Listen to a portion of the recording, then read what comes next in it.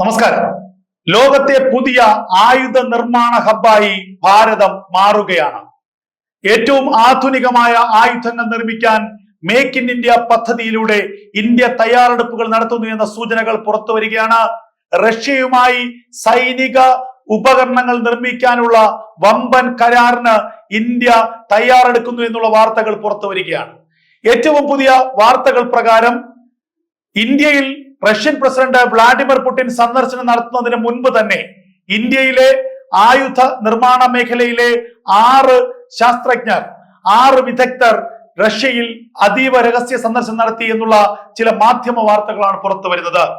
Bharat forge അടക്കമുള്ള ഇന്ത്യയിൽ ആയുധങ്ങളും ഇന്ത്യയിൽ ടാങ്കുകളും ഇന്ത്യയിൽ യുദ്ധോപകരണങ്ങളും നിർമ്മിക്കുന്ന ഡിഫൻസ് മേഖലയിലെ നിർമ്മാണങ്ങളിൽ പ്രവർത്തിക്കുന്ന സ്ഥാപനങ്ങളിലെ 6 ഉദ്യോഗസ്ഥരാണ് റഷ്യയിൽ നടന്ന അതീവ രഹസ്യ കൂടിക്കാഴ്ചയിൽ പങ്കെടുത്തത്. റഷ്യയിലെ ആയുധ നിർമ്മാണ മേഖലയിലെ വിദഗ്ധരുമായിട്ടായിരുന്നു ഇവരുടെ കൂടിക്കാഴ്ച. ഈ കൂടിക്കാഴ്ചയുടെ ലക്ഷ്യം മറ്റൊന്നുമല്ല. ഈ കൂടിക്കാഴ്ചയുടെ ലക്ഷ്യം ഇന്ത്യയും റഷ്യയുമായി ചേർന്ന് പുതിയ സാങ്കേതിക വിദ്യകളിലൂടെ പുതിയ ആയുധങ്ങൾ നിർമ്മിക്കുക, അല്ലെങ്കിൽ റഷ്യ സാങ്കേതിക സഹായം കൈമാറി സാങ്കേതിക വിദ്യ കൈമാറി ഇന്ത്യയിൽ ആയുധങ്ങൾ വൻതോതിൽ നിർമ്മിക്കുക. നേരത്തെ സുഖോയ് 51ന്റെ നിർമ്മാണത്തിന് ഇന്ത്യയുമായി സഹകരിക്കാൻ തയ്യാറാണെന്ന് റഷ്യ അറിയിച്ചിരുന്നു. സുഖോയ് 51ന്റെ സാങ്കേതിക വിദ്യ ഇന്ത്യക്ക് കൈമാറാമെന്നും സുഖോയ് 51 ഇന്ത്യയിൽ നിർമ്മിക്കുകയും അതിന്റെ സ്പെയർ പാർട്സുകൾ ഇന്ത്യയിൽ നിർമ്മിക്കുകയും പിന്നീട് ഇന്ത്യയിൽ നിന്ന് അത് വാണിജ്യപരമായി വിൽപ്പന നടത്തുകയും ചെയ്യുക എന്നത് താല്പര്യമുണ്ടെന്നും റഷ്യ ഇന്ത്യയെ അറിയിച്ചിരുന്നു.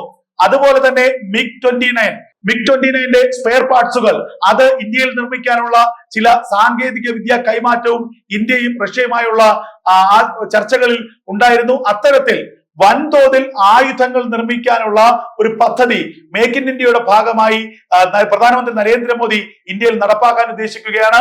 ഇപ്പോൾ റഷ്യ ഇന്ത്യക്ക് വൻതോതിൽ ഇത്തരത്തിലുള്ള കരാറുകൾ നൽകാനുള്ള നീക്കം നടത്തുന്നു. നിലവിൽ ഇന്ത്യ വാങ്ങുന്ന ആയുധങ്ങളുടെ 36% നിർമ്മിക്കുന്നത് റഷ്യയിലാണ്.